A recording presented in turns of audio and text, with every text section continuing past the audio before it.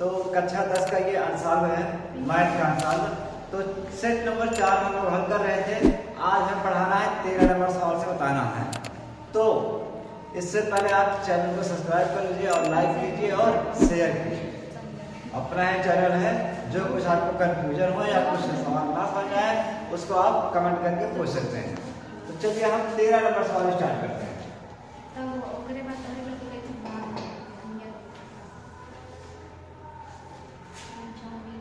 देखिए 13 नंबर सवाल है।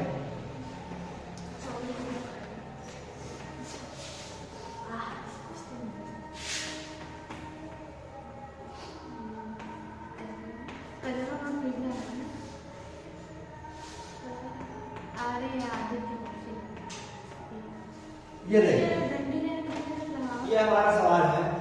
देखिए पहले ये त्रिकोणमिति का सवाल है और त्रिकोणमिति के सवाल जो भी हैं इनको हल करने के लिए आपको सूत्र याद होना चाहिए। यहाँ पर आपको सभी सूत्र पता होना चाहिए। अगर आपको सूत्र नहीं पता है तो आप सवाल को नहीं कर सकते हैं, लेकिन हम आपको सूत्र यहाँ लिखवा दे रहे हैं। अगर नहीं पता है तो कोई बात नहीं है। देखिए tan 45 इसका मान 1 होता है और इसी के साथ cot 45 इसका मान भी 1 होता है। ये आप दो याद रखें, tan 45 cot 45 दोनों का मान 1 ही होता है। हम एक आपको एक्स्ट्रा बता रहे थे कि आप परीक्षा के लिए याद रखें अच्छे से। और यहाँ पे है cos 30 का मान होता है √3/2। इसी के साथ sin 60 का मान यही होता है √3/2। अब ये भी आपको याद रखना है कि जो cos 30 का मान होता है वही sin 60 का मान होता है। और साथ में ये भी याद रखिए जो sin 30 का मान होता है 1/2 वही cos 60 का मान होता है 1/2। देखिए आप इसको रिलेट करके याद रखेंगे तो आपको ज्यादा याद होगा। बस याद कैसे करना है, cos 30 का मान √3/2 और वही sin 60 का मान होगा, और जो sin 30 का मान होगा वही cos 60 का मान होगा। लेकिन हमें आवश्यकता है सिर्फ इतने की, इसको जाने। और देखिए उसके बाद sin 60 का मान नहीं होता है, हमने लिख दिया पहले से। तो देख लीजिए हमने सूत्र आपको ऑलरेडी बता दिया है। अब हम मान रखेंगे। देखिए पहले मान रखते समय आपको एक चीज ध्यान देना है, यहाँ पर जो लिखा है सब कुछ उतार लेना है, बस इनके मान चेंज कर देना है। बस जैसे सब पहले हम 2 को उतारेंगे, tan 45 उसका मान 1 होता है, 1 लिखेंगे और स्क्वायर है लगा देंगे। cos 30 का मान √3/2 स्क्वायर है, स्क्वायर लगा देंगे। sin 60 का मान ये √3/2 स्क्वायर है तो हम भी स्क्वायर लगा देंगे। अब देखिए स्क्वायर का मतलब आप लोग जानते हैं कि हमें इसको 2 बार लिखना होता है। 1 का वर्ग 1 ही होगा, ये देखिए 1 का वर्ग 1। अगर हम आपको इसको दिखाना चाहें, ये सूत्र आप अच्छे से याद कर लीजिए, उसको मिटा देते हैं। कुछ हम और आपको बेसिक बताएंगे।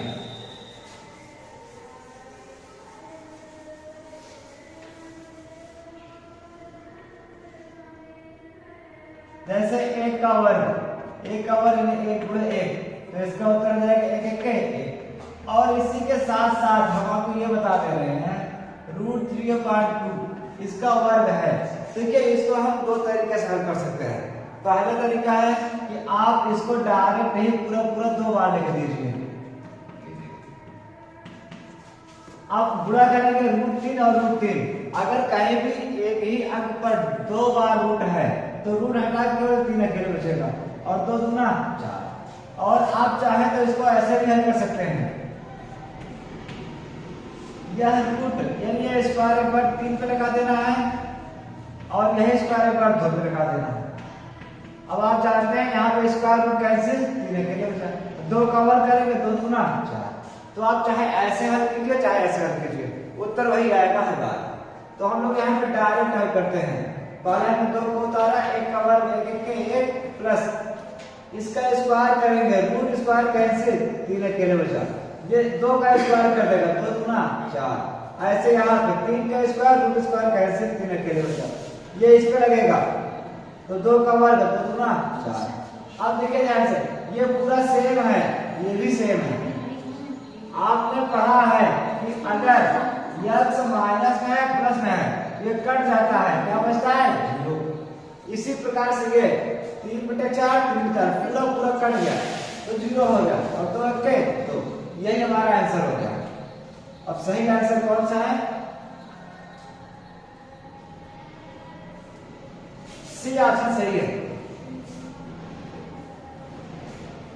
इसको आप अच्छे से रिपीट कर लीजिए और सूत्र तो जरूर याद होना चाहिए।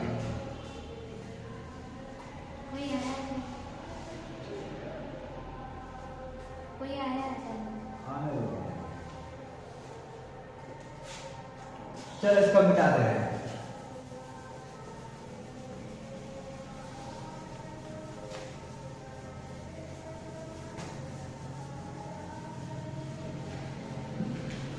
और शटर खोला है क्या?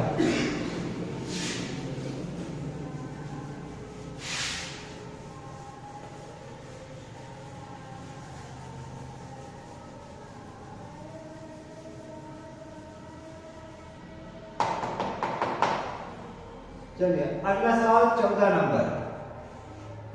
13 हो गया, 14 देखिए। 14 नंबर सवाल हमें दिया है ये cos square 67 minus sin square 23, इसका मान क्या होगा?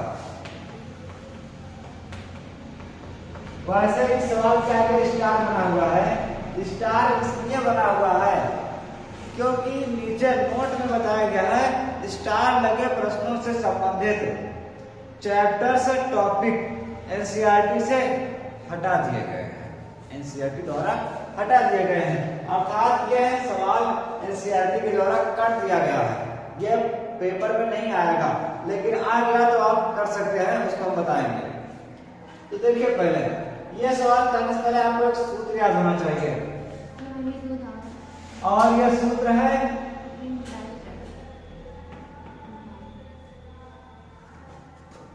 sin 90 माइनस थीटा बराबर होता है cos थीटा।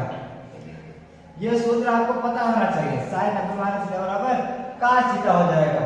तो यहाँ पर हम लोग सबसे पहले क्या करेंगे, जैसे ये लिखा है sin 23, ठीक है, तो इसको हम चेंज कैसे करेंगे? सबसे पहले sin, अब समझना है हमको कि 90 में कितना घटा था कि 23 आ जाए। 90 में कितना घटा था कि 23 आ जाए? हमारा उत्तर 23 जाना है, तो यहाँ पर 23 है, तो आप 67 घटाएंगे 23 आ जाएगा। 90 माइनस 67 घटाएंगे कितना जाएगा 23, अर्थात ये 23 के बराबर है। और हमने क्या किया, ये सूत्र अब लगा देना है, sin 90 माइनस थीटा बराबर cos थीटा, यानी ये sin 90 माइनस 67 बराबर cos 67। यानी कि इसको ऐसे बदला जाता है, बदलने का तरीका हमने बताया आपको। अब हम सवाल को हल करते हैं, इसको हम उतार लेंगे cos स्क्वायर 67 माइनस, इसको चेंज करेंगे sin 90 माइनस 23 है, 23 अब देखो 90 में ऐसे घटाओ ताकि 67 बचे, यहाँ घटाना है 67। यहाँ समझो, हम इस सूत्र के सहारे इसको हल करेंगे। अब कैसे हम लिखते देखिए, पहले cos 67 को उतार लिया, उसके बाद sin स्क्वायर, यहाँ पे स्क्वायर है, sin स्क्वायर 23 लिखा है, तो हम जानते हैं कि 90 में 67 घटाएंगे 23 बचेगा, अर्थात ये 23 के बराबर है। तो हमने 23 के स्थान पर 90 माइनस 67 लिखा, ताकि हम 90 माइनस थीटा का सूत्र यूज कर सके, इसलिए हमने इसको चेंज कर दिया। अब यहाँ लिखेंगे cos square 67 minus sin 90 minus theta, इसका होता है cos थीटा, यानी इसको हटा के cos थीटा लिखना है, cos स्क्वायर 67। अब देखिए ये भी cos स्क्वायर है, ये भी cos स्क्वायर है। हम लोग जानते हैं अगर मान लो कहीं पर x स्क्वायर प्लस में है और ये वाला माइनस में है, तो ये कट जाता है, तो इसका क्या एक छिपा होता है, इसका क्या एक, ये पूरा कट जाता है, तो क्या बचेगा 0, अर्थात ये भी पूरा पूरा कट जाएगा, तो क्या बचेगा 0। तो उत्तर आप देख सकते हैं ऑप्शन कौन सा सही है, सी नंबर आपका सही है, ठीक है।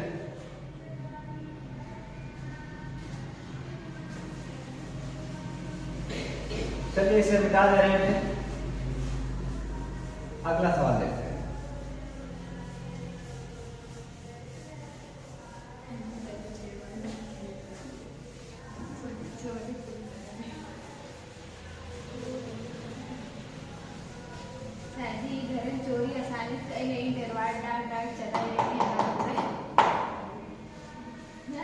चलो देखो इधर शांत हो। अगला सवाल है 15 नंबर। इसमें लिखा है त्रिभुज ABC में C कोण 90 है, C बराबर 90 और tan A बराबर 1/√3। तो इसका मान ज्ञात करना है। सवाल बहुत ही सिंपल है। हम पहले यहाँ पे लिखेंगे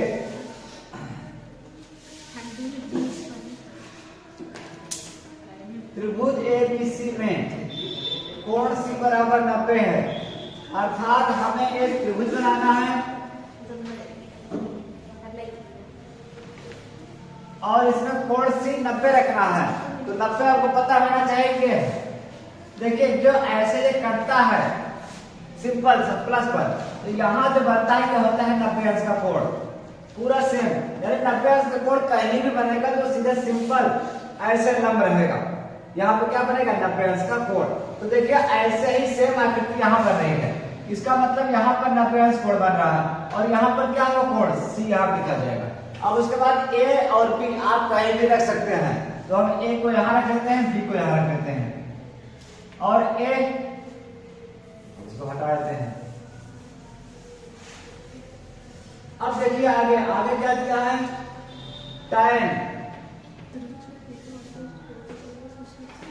tan A बराबर 1/√3। तो हमें उसका मान ज्ञात करना है। तो चलिए पहले हम इसको इतने से हल करते हैं। tan A बराबर 1/√3। वैसे ही सवाल को हम दो तरीके से हल कर सकते हैं, लेकिन पहले आपको हम पाइथागोरस से हल करेंगे फिर सूत्र से हल करेंगे। तो चलिए हम पहले पाइथागोरस नियम से हल करते हैं। आपको याद होगा कि tan का सूत्र होता क्या है, tan थीटा बराबर लंब बटे आधार। ये आपको याद होना चाहिए। अगर नहीं याद है तो आपको एक शॉर्टकट में सूत्र याद होगा, लाल बटे कक्का।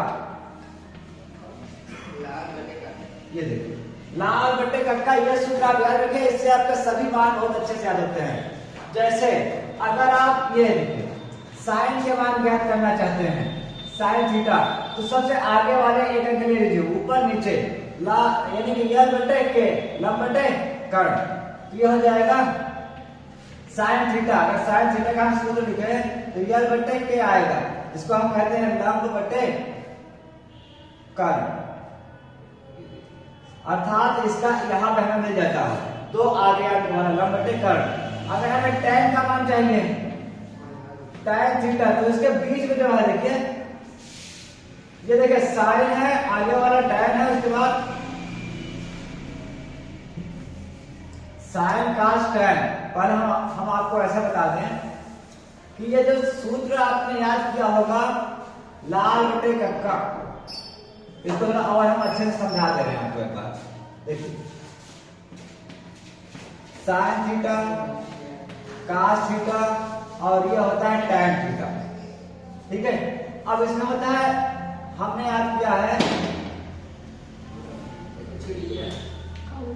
इसमें होता है लाल बटे कक्का।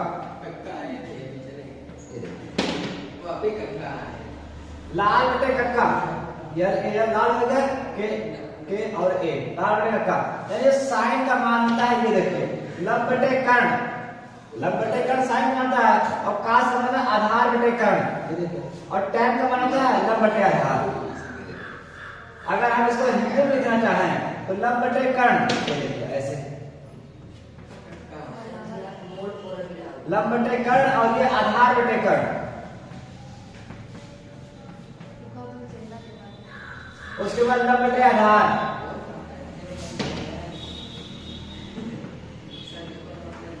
ठीक है।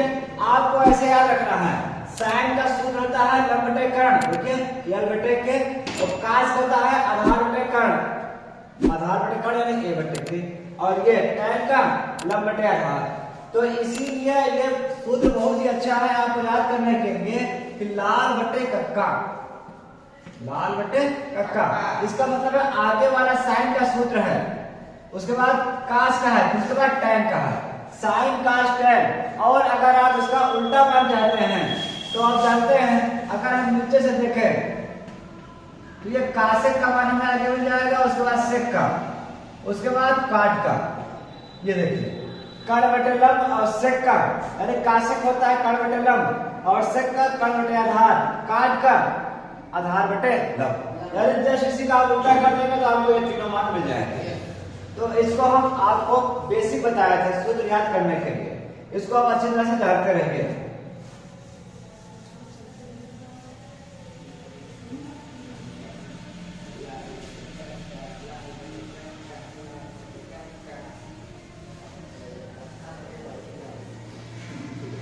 तो देखिए यहाँ पे हमने समझ लिया है कि टैन का होता है लंब बटे आधार, तो यहाँ पे है टैन, टैन बराबर लंब बटे आधार, इसको हमें लिख देना है लंब बटे आधार।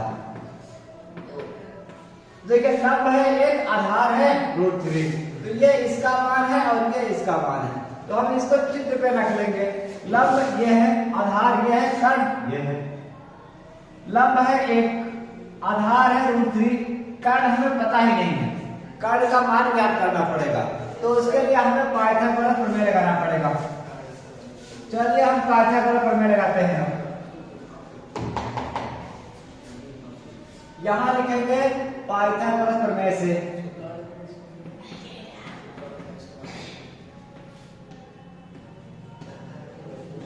पाइथागोरस प्रमेय से। तो पाइथागोरस प्रमेय क्या होता है आप हिंदी में याद रखिए, तो आप कभी भूलेंगे नहीं। कर्ण का वर्ग बराबर लंब का वर्ग प्लस आधार का वर्ग। तो इसमें कर्ण हम क्या है, देखिए कर्ण तो पता ही नहीं है, इसको हम ए बी ही मान ले रहे हैं, AB²। और लंब, लंब का मान है 1, लंब के स्थान में 1 लिखेंगे। आधार, आधार ये है, आधार है √3, तो √3 का स्क्वायर कर देंगे। अब AB का स्क्वायर इसको उतार देंगे, 1 का वर्ग करेंगे, 1 का वर्ग आप जानते हैं 1 ही होगा, 1 1 के, और √3 का वर्ग, तो हम बता दें आपको थोड़ा बेसिक, अगर आप 1 का वर्ग करते हैं तो 1 × 1, 1 का पहला एक बार पढ़ेंगे, 1 1 के। अगर √3 का आप स्क्वायर करते हैं, ये स्क्वायर रूट कैंसिल 3 अकेले बचेगा। अब इसी प्रकार आपको सूत्र पता होगा, नहीं पता है तो जान लीजिए, अगर किसी भी संख्या पर स्क्वायर है रूट है, दोनों है, तो समझ लीजिए स्क्वायर रूट कट जाए, केवल a अकेले बचेगा, यानी इसके अंदर जो संख्या होगी वही अकेले बचेगा, स्क्वायर रूट कैंसिल हो जाता है। इसी प्रकार कोई भी संख्या हो, जैसे मान लीजिए अगर यहाँ पे 7 है, स्क्वायर है रूट है, तो 7 अकेले बचेगा, 5 है तो भी अकेले बचेगा। तो इसी प्रकार यहाँ पे स्क्वायर रूट कैंसिल 3 अकेले बचा, इसको हम फिर से उतार लेंगे। अब 3 है 4, स्क्वायर बराबर है, अब देखिए स्क्वायर उधर जाएगा तो वर्गमूल कर देगा, इसको हम मिटा दे रहे हैं।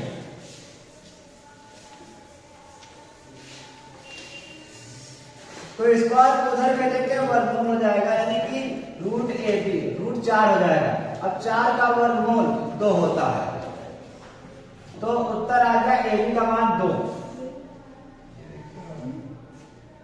अब हमें जिसका मान ज्ञात करना है उसको हल करने के लिए इसे हमें मिटाना है, तो आप इसको उतार लीजिए, फिर इसको मिटा देते हैं।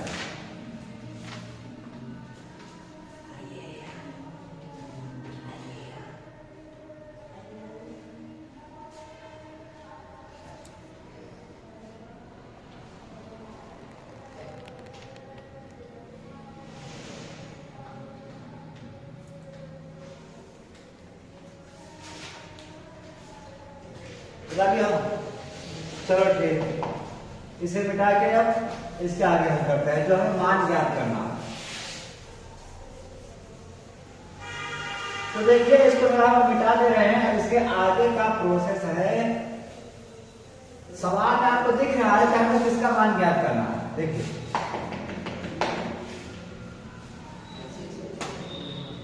देखिए सवाल में हमें इसके बाद दिया है ये sine A plus sine A into है into cos B plus cos A sine B. क्या देखिए पहले हम यहाँ तक पहुंचे हैं सवाल को हल करने के लिए।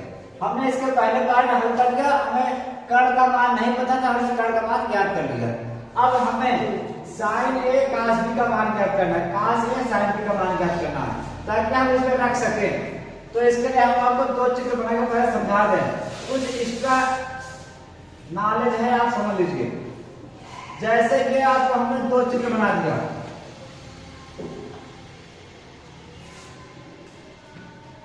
ए बी सी और यहां देखते हैं ए बी सी। अब देखो दो चित्र सेम है लेकिन ये मान हम यहीं रख लेते हैं दो।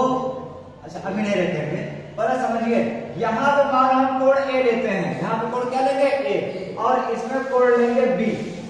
ठीक है, यानी इसमें जो हल करेंगे ए के अनुसार, इसमें जो हल करेंगे बी के अनुसार। अब देखिए आपको एक बात को बहुत ही अच्छी तरह से याद कर लेना है कि कोण के सामने वाली भुजा लंब होती है, कोण के सामने वाली भुजा लंब होती है। तो देखिए ये कोण है, इस कोण के सामने ये है, तो अर्थात क्या हो गया लंब। अगर ये लंब है तो इसके नीचे ये आधार है और कर्ण कभी नहीं बदलता, वो कर्ण ही रहेगा हमेशा। और ये यहाँ पर कोण इसको माना गया है बी, तो बी के सामने वाला भुजा ये इस बार लंब है और ये वाला आधार बन जाएगा और ये बन जाएगा कर्ण। तो जो कोण लेंगे कोण के सामने वाली भुजा लंब होती है। इस बात को आपको नोट करके लिख लेना है और हमेशा जानते रहना। कोण के सामने वाली भुजा लंब होती है।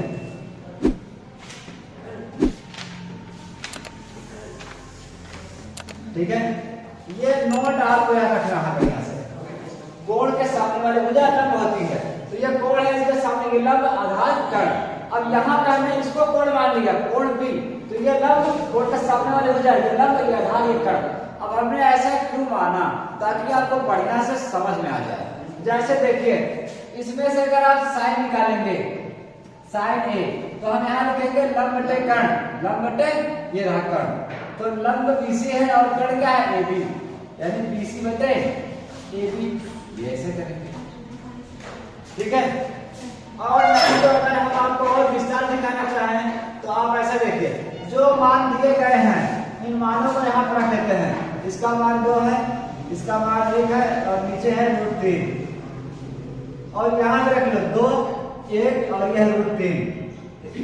मान हमने सबका वही सेम रख दिया है। अब यहाँ पर अगर आप इसका मान निकालना चाहें साइन ए, तो साइन ए का मान जब भी आपको निकालना है तो ध्यान देना है साइन होता है लंब बटे कर्ण, यहाँ पे लंब बटे कर्ण, तो लंब बटे कर्ण, लंब कितना है 1 है और कर्ण कितना है 2। ये देखो उसके बाद हमें ए कास ए का मान ज्ञात करना है, उसको भी यहाँ लिख लेना है। कास ए इसका होता है आधार बटे कर्ण, तो ए आधार है कर्ण, ये लंब बटे कर्ण से मिल गया है लाल बटे काका के सूत्र से। तो देखिए आधार है √3 और कर्ण है 2। ये 2 मान हमने यहां से निकाल लिए और 2 मान बी वाले मान यहां से निकालना है। ये देखिए कास बी और साइन बी,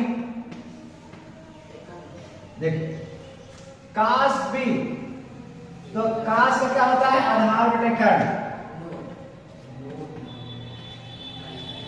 तो आधार क्या है ये है आधार, कर्ण क्या है 2 1/2 और साइन साइन बी, साइन होता है लंब बटे कर्ण, आपको सूत्र याद होना चाहिए लंब बटे कर्ण। तो यहाँ पे लंब है और ये कर्ण है √3/2। ये हमने सभी मान आपको दिखा दिए विस्तार से हल करके। तो ऐसे ही हम इसको विस्तार से हल करते हैं। ठीक है, ये हमने आपको 2 चित्र बनाकर बढ़िया दिखा दिया, आप इसको अच्छे समझ लीजिए।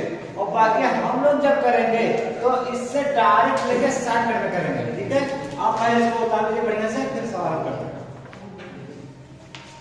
उतार लिया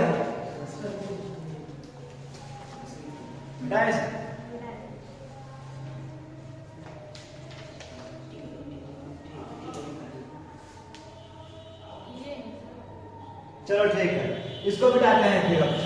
अब देखिए इस सवाल को जो हम छोड़े थे इसको पहले हल करेंगे कंप्लीट। अभी हमने इसको कंप्लीट नहीं किया। ठीक है, तो हम आपको कुछ एडवांस जानकारी बता रहे थे एकदम विस्तार से, ताकि आप इसको अच्छे से जानिए।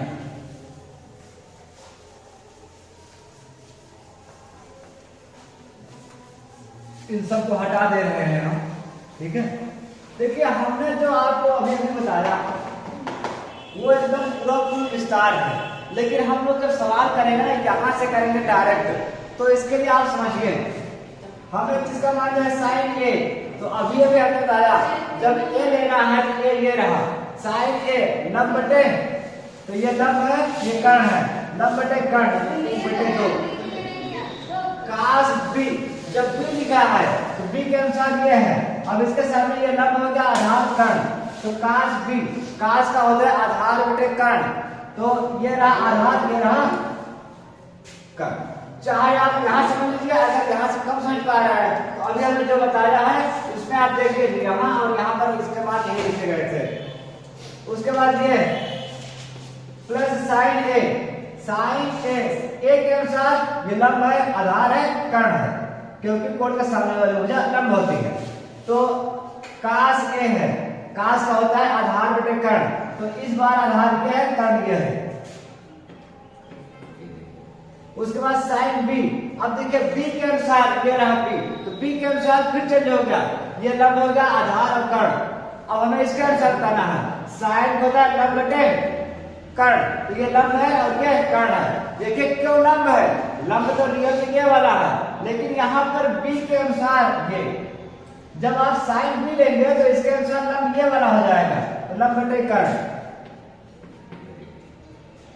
ठीक है, तो अब हमें देखिए सब पहले आपको पता होना चाहिए ये भिन्न का जोड़ और गुणा है, तो इसमें हमें पहले किसको करना है।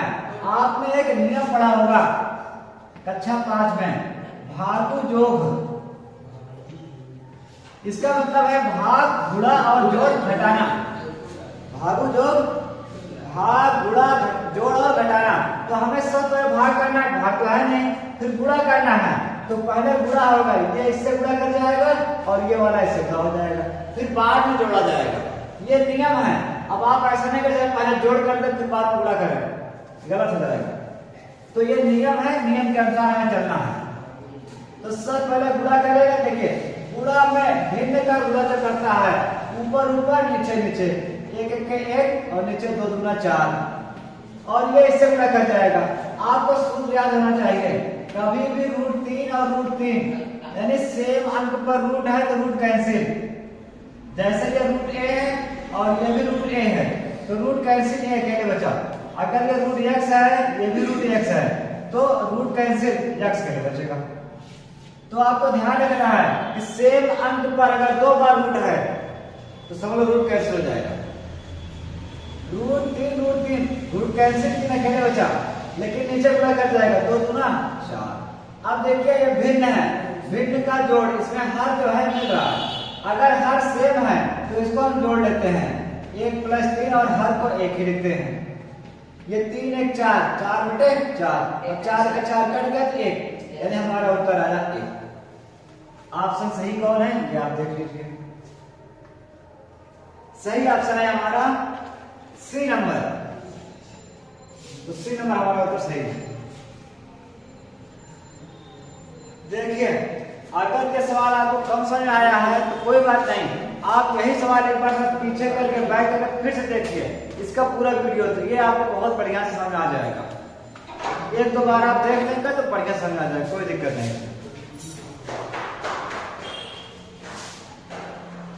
देखिए मैथ जो है पूरा रिवीजन पर है, आप अच्छे से रिवीजन कीजिए और समझिए। नहीं समझ आता है तो कमेंट कीजिए और अपने दोस्तों के पास शेयर कीजिए ताकि वो लोग भी देखें, और तुम लोग भी शेयर किया करो ठीक है, नहीं दबा के नहीं, आराम से शेयर करो, आराम से लाइक करो, कोई जल्दबाजी नहीं है। हाँ, अपने दोस्तों के पास शेयर करो ताकि वो लोग भी जाने, जहाँ पर तुम हो, फेसबुक पे, व्हाट्सएप पे, इंस्टाग्राम पे, जहाँ भी हो। अब बहुत लोगों को शेयर कमेंट नहीं पता है, तो जहाँ वीडियो देखते हो ना उसके नीचे ऑप्शन रहता है, देखो आप तो शेयर का ऑप्शन है, उसके बाद उसका निशान रहता है, एक तीर बना रहता है टेढ़ा सा, उसका मतलब होता है शेयर करना। और लाइक करने का तो थंबनेल बना होता है अंगूठे वाला, और कमेंट करने वाला भी एक बॉक्स बना होता है, इसको हम मिटा रहे हैं, आगे देखो।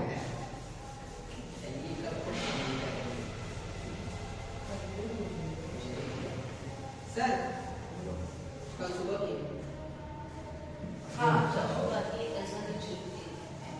नहीं, कल शाम में छुट्टी है, नहीं नहीं छुट्टी है क्या, सिर्फ रविवार के दिन ऐसा होगा। अब बोलो ना। 16 नंबर सवाल देखो, 16 नंबर सवाल में हमसे पूछा गया है निम्नलिखित सारणी का माध्य क्या होगा। तो माध्य बताना है, वर्ग अंतराल 12 वार्ता हमें दिया गया है, इसको हम पहले बना लेते हैं। वर्ग अंतराल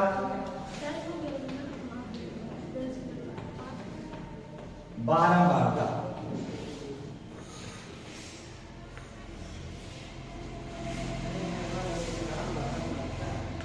देखिए वर्ग अंतराल है 0 से 10, 10 से 20, 20 से 30, 30 से 40 और 40 से 50।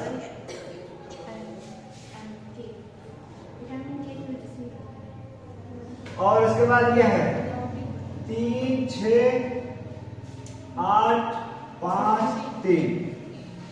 बस, अब उसके बाद हमसे कहा गया है माध्य ज्ञात कीजिए। माध्य ज्ञात करना है, माध्य बराबर क्वेश्चन मार्क, हमें माध्य ज्ञात करना है। तो पहले आपको माध्य ज्ञात करने से पहले आपको माध्य ज्ञात करने का तरीका और सूत्र पता होना चाहिए। अब तरीका क्या है हम बता रहे हैं। सबसे पहले हमें जो वर्ग अंतराल दिया है इसका मध्यमान ज्ञात करते हैं। तो पहले चलिए हम ज्ञात कर लेते हैं सब चीज।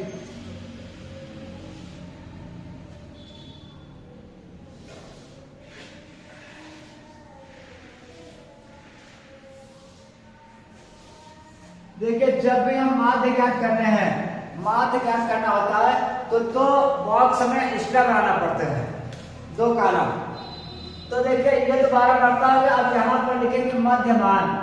मध्यमान लिखो चाहे मध्य बिंदु एक ही है। उसके बाद यहाँ देखिए ये हो जाएगा यक्ष और ये तो हमारा यफ है पहले से, और यहाँ पे यफ यक्ष गुणा करके यहाँ लिखा जाएगा यफ यक्ष। उसके बाद सूत्र हम लगा देंगे, हमारा उत्तर आ जाएगा। तो सबसे पहले हम लोग मध्यमान ज्ञात करेंगे। अब मध्यमान ज्ञात कैसे करते हैं, देखिए इसको हम दो तरीके से ज्ञात करते हैं। पहले एक बार आप विस्तार समझ लीजिए। ये जो दोनों लिखे हैं दोनों को जोड़ देना है, जोड़ के आधा कर देना है। 0 + 10, इसको जोड़ेंगे 10 आएगा। अब 10 को आधा कर दो, 10 5 दूना 10, यानी 0 और 10 जोड़ेंगे 10 आएगा। 10 का आधा 10, यानी 10 + 5 हो जाएगा। अब 10 और 20 इसको हम जोड़ेंगे, 10 + 20 बराबर होता है 30। अब जो उत्तर आए उसको आप आधा कर दीजिए, यही मध्य बिंदु हो जाएगा। काटिए 15 दूना 30, यानी इसका उत्तर आ जाएगा 15। अब हमें 10 और 20 को जोड़ के आधा करना है तो 15 हो जाएगा। उसके बाद ऐसा ही 20 और 30 जोड़िए, 20 + 30, 20 30 50, और 50 के आधा ये 50 आया। मध्यमान ज्ञात करने के लिए हमें इसको 2 से भाग करना होता है। 2 से भाग करेंगे तो 25 गुना 50, 25 से कट जाएगा सीधा, तो हमारा उत्तर आएगा 25। ऐसे हमें सभी ज्ञात करना है। 30 और 40 70, 70 का आधा 35, उसके बाद ये 40 और 50 90, 90 का आधा 45। तो हम इसको लिख सकते हैं। अगर आप इसको चाहे तो ऐसे ही बार बार लिखे, नहीं तो आप ऐसा भी कर सकते हैं। यहाँ पे देखें कितने का अंतराल है, 5 और 15 के बीच में 10 का अंतराल है, और 10 और 25 के बीच में 15 और 25 के बीच में 10 का 43, तो आप 10 जोड़ते जाएंगे। 15 10 35, 35 10 45। चाहो तो 5 15 10 10 जोड़ते जाएंगे, या तो आप विस्तार से कीजिए, इनको जोड़ के आधा कर दीजिए। ठीक है, 30 40 70, 70 का आधा 35, 40 50 90, 90 का आधा 45। जैसा आप कीजिए उत्तर आएगा हर बार। चलो बोलने में थोड़ा मिस्टेक होगा तो कोई बात नहीं, उसको समझ लो, बाकी हमने लिखा तो सही है, कहीं पे गलत नहीं लिखा। अब देखो हमें अभ्यास याद करना है, ये 3 और 5 गुणा कर जाएगा, 5 के हैं 15 और ये 15 छक्का 90, और ये इससे गुणा करेगा 25 अट्ठे, देखो 25 का 100 होता है तो 25 अट्ठे 200। उसके बाद 35 पहले नहीं पता है तो कोई बात नहीं, 5 देखो बराबर गुणा करा दो, 5 25 और 5 के हैं 15 2 17। अब इससे 45 के यहाँ नहीं पता है तो कोई बात नहीं, गुणा कराओ इससे पीछे वाले से, 3 बचे 15 की 5, 3 चौको 12, 12 1 13। सीधा आप गुणा करा, लेकिन पीछे से गुणा करा के लिखिए, सीधा आपको उत्तर आ जाएगा। अब देखिए इसको हमें जोड़ना है, 5 5 10 5 15, उसके बाद ये 9 1 10 10 7 17 17 3 20 और 20 हासिल 1 21 हासिल आगे 2 2 1 3 1 4 और 4 2 6। अब हमें इसको जोड़ लिया, यह भी जोड़ना पड़ेगा। क्यों जोड़ना पड़ेगा? उसके लिए हमें सूत्र बताना है।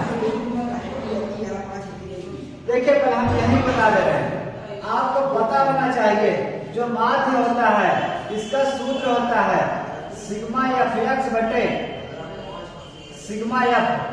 तो देखिए यह पद हमें जोड़ना पड़ेगा,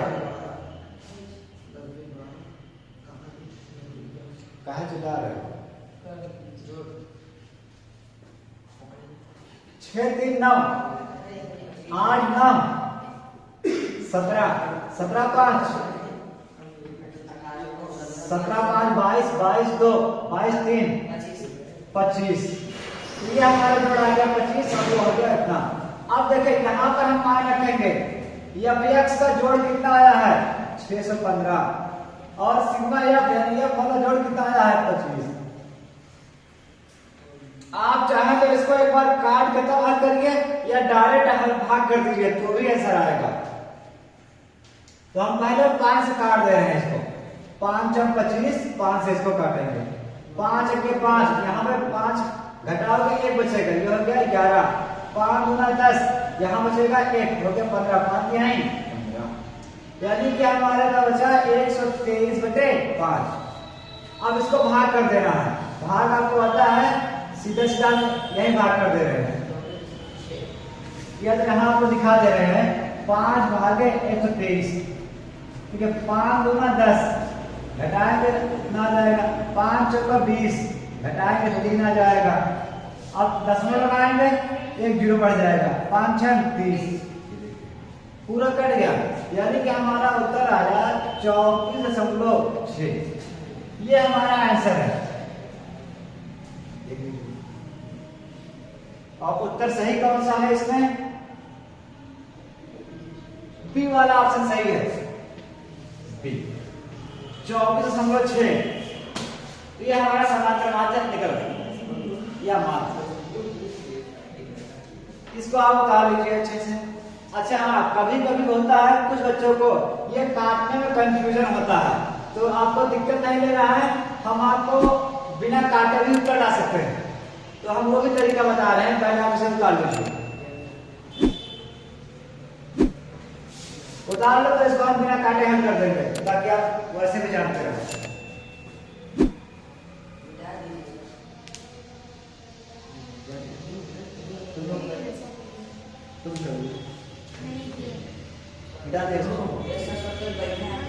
चलो ठीक है, तो इसको हम बता दे रहे हैं एक बार बिना काटे। जैसे मान लो कुछ बच्चे काट नहीं पाते हैं इसको, उनको काटने में दिक्कत होता है, तो हम यहाँ बोलते थे सिग्मा एफ एक्स, इसका जोड़ है 615 और इसका है 25।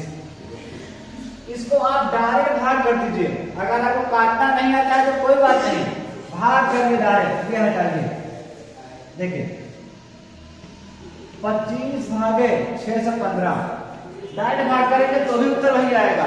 देखिए ये है 61 और ये है 25, 25 इक्के 25, 25 गुना 50, दो बार जाएगा 25 गुना 50।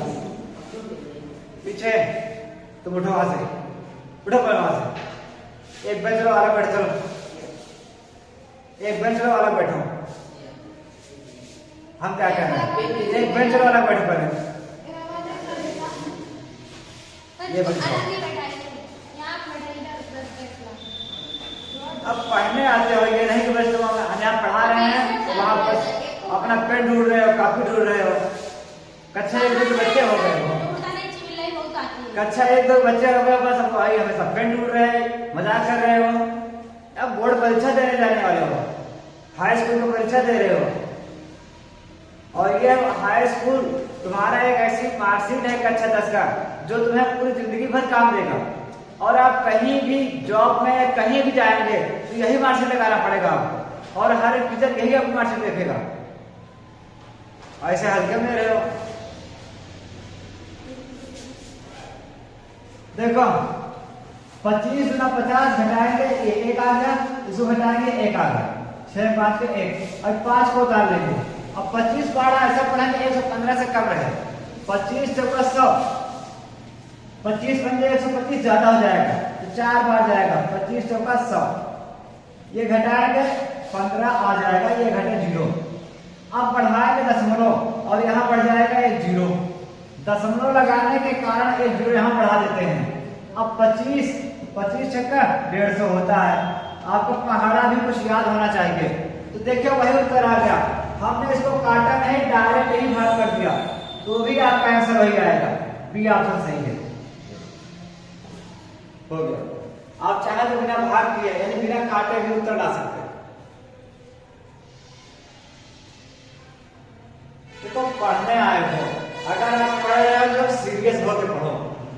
अब ये नहीं कि बस उसी में बहाना ढूंढ के बैठे हो, बातें भी करना है। चलो इसको हम मिटा दे रहे हैं।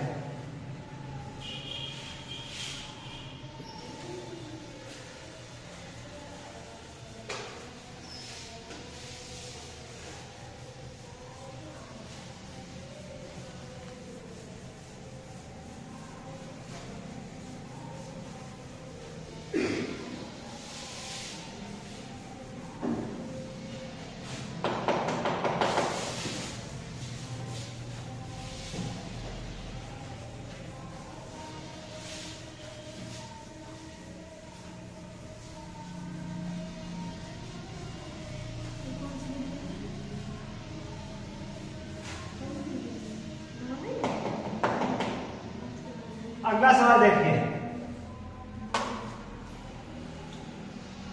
16 नंबर हो गया, 17 देखिए। 17 नंबर सवाल, इसमें लिखा है, वैसे इसमें भी स्टार बना हुआ है, यानी कि ये एनसीईआरटी द्वारा हटा दिया गया है। यदि एक वृत्त का परिमाप एक वर्ग के परिमाप के बराबर है तो उनके क्षेत्रफलों का अनुपात क्या होगा। तो इस सवाल को हम हल करके बता दे रहे हैं, पेपर में आए या नहीं आए इससे नहीं मतलब है, आ भी सकता है, कुछ कहा नहीं सकता है। चलिए देखिए, एक वृत्त का परिमाप उसके वर्ग के परिमाप के बराबर है, अर्थात हम पहले लिखेंगे वृत्त का परिमाप, वृत्त का परिमाप। देखिए वृत्त का परिमाप क्या होता है, जो वृत्त की परिधि है वह उसका परिमाप होगा। तो वृत्त की चाहे परिमाप कहो चाहे परिधि कहो, तो वृत्त की परिधि का सूत्र होता है 2 पाई r। ये वृत्त की परिधि का सूत्र होता है। उसके बाद क्या है, वर्ग का परिमाप, यहां लिखेगा वर्ग का परिमाप, वर्ग का परिमाप। देखिए परिमाप का मतलब होता है परि माने ऊपर से, मापना माप करना। देखिए जैसे कि वृत्त है और ये वर्ग है,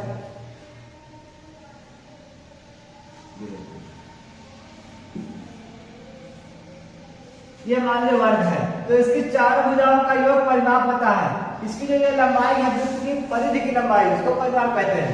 तो वर्ग का परिमाप होता है 4a, क्योंकि इसकी सब भुजा बराबर होती है a, तो सबको क्या हो जाएगा 4a, 4 बार जोड़ोगे और इसकी होती है त्रिज्या 2πr, यस 2πr का होता है। तो अब देखिए प्रश्नानुसार, यहां लिखेंगे प्रश्नानुसार। प्रश्नानुसार हमसे ये कहा गया है वृत्त का परिमाप और वर्ग का परिमाप बराबर है, तो यानी कि वृत्त का परिमाप बराबर वर्ग का परिमाप।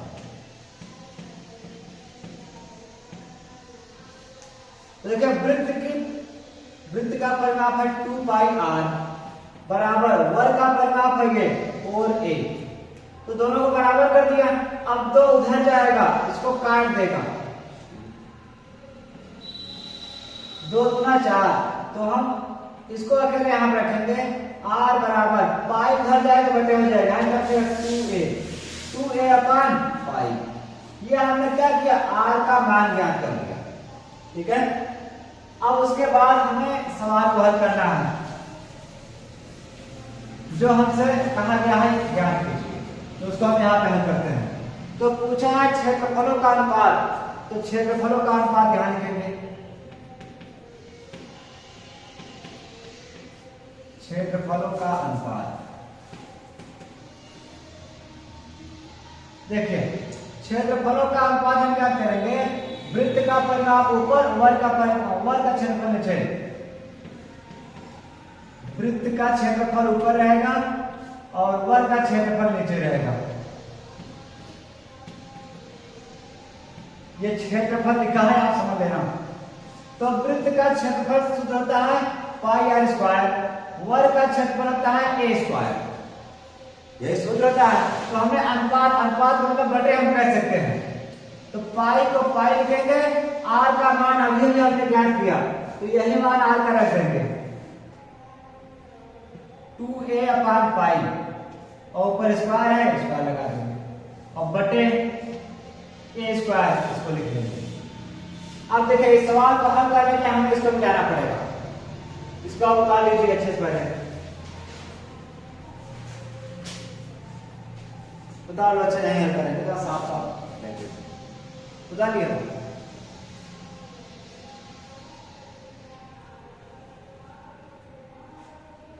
अब आप चाहें तो उसको हल भी कर सकते हैं जल्दी से।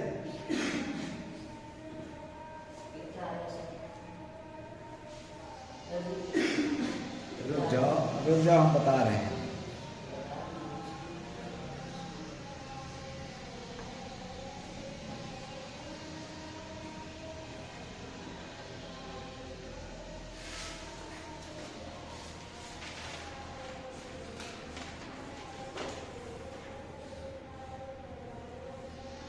हो गया, चलो इधर हम मिटा दे रहे हैं। अब इसको देखते हैं, यहां हल करते हैं।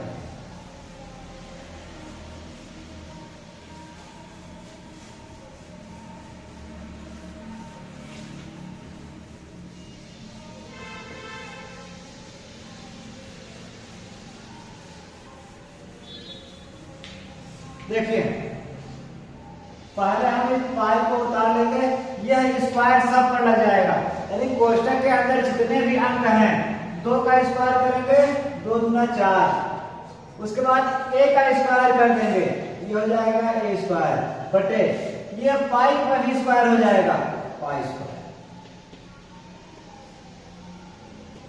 और उसके बाद ये a² पहले से ही। अब हम बता दें आपको, यहां से एक पाई से कट रहा था, एक पाई काटना है, एक पाई बचेगा, और आप चाहे तो a² काट दीजिए, तो हमारे पास बचा 4/पाई। यहां देखिए 2 पाई था ना, स्क्वायर था, तो एक कट गया था, एक बचा है, अर्थात हमारा अनुपात होगा 4/पाई। ये हमारा आंसर है, और उत्तर जो हमारा सही है, यहां पर तो एक नहीं सही है, इसका मतलब इसे हमें और थोड़ा हल करना पड़ेगा। अर्थात हमें पाई का मान रखना पड़ेगा। पाई का मान कितना होता है 22/7। यहीं रख लेते हैं थोड़ा सा 22/7।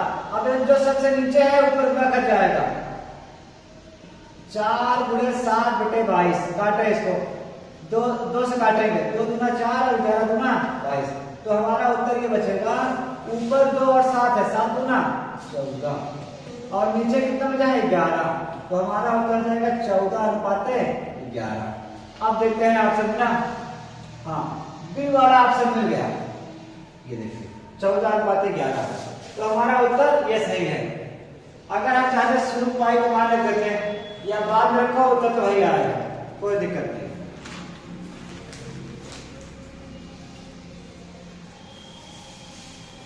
बता दिया कर दो। सर आप वहाँ पे क्यों काट दिए? ये कट रहा था, काट दिया। यहाँ तो पूरा कर दिए। ये हाँ, तो देखो यहाँ पर अलग सिस्टम कट रहा था बटे में। अब यहाँ ये जो सबसे नीचे वो ऊपर भाई पूरा कर देगा। जब भाग में तभी पड़ता है। हाँ, तो ये बटे में है ना, इससे हाथ में तो बटे, वो भी तो बटे। देखो पहले तुम्हें सूत्र पता होना चाहिए बटे का। बटे उसको हल कैसे करते हैं समझो। इस भिन्न के नियम को हम आपको बता दे रहे हैं, थोड़ा सा समझिए। देखिए भिन्न हमारे हिसाब से 3 प्रकार के होंगे। जैसे मान लो आपका A/B/C है। अगर ऐसी स्थिति है ये C ऊपर भाग जाएगा, यानी AC/B ये हो जाएगा। दूसरा अगर A/B है और मेन लाइन ये है और इसके बटे C है, तो इस बार C इससे गुणा करेगा, ये देखिए। और तीसरा सवाल, मान लो हमारे पास ये है A/B मेन बटे C/D है, तो ये बीच वाला बीच में किनारे वाला किनारे से गुणा कर जाएगा, यानी AD गुणा कर जाएगा, BC गुणा कर जाएगा। तो ये 3 तरीके का भिन्न होता है, इसको आप अच्छे से याद करें। ठीक है, यहाँ पर जो नियम लग रहा है, देखो बटे के नीचे बटे है, तो इसका मतलब सबसे नीचे है वो ऊपर जाकर गुणा कर जाएगा। तो हमने इसके अनुसार ऊपर भेज दिया उसको। ठीक है, तो अक्सर यही 3 प्रकार का भिन्न हमें सवाल में फंस जाता है। इसको आप नोट कर लीजिए, कहीं भी आए तो इसको आप ऐसे हल करना। तो इसको मिटा देते हैं।